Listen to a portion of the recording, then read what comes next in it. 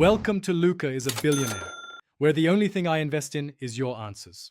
You start by confirming the cover matches your vehicle and then get the dash ready.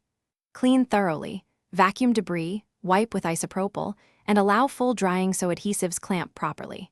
Once dry, align the cover's contours with vents and windshield base and drape it loosely to check orientation. Make sure seams and speaker openings line up before you commit. This first placement lets you spot necessary trim adjustments and decide where clips, Velcro, or adhesives will be most effective. Now you focus on fastening the cover so it sits flush. Start at the center of the dash and work outward. Anchoring the center reduces puckers. Use factory tuck points and clips where available, and apply double-sided automotive tape to high-stress areas. Trim carefully around vents and sensors, making small cuts and testing fit frequently.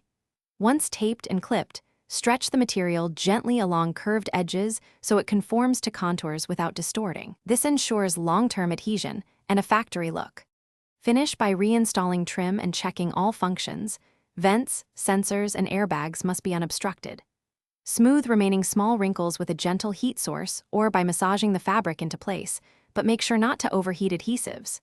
If edges lift later, peel back locally, reapply fresh double-sided tape or add an extra clip at the stress point and press firmly for 30 seconds.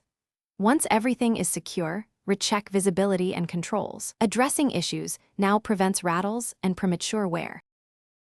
Thanks for watching and please subscribe. It's the best investment you'll ever make.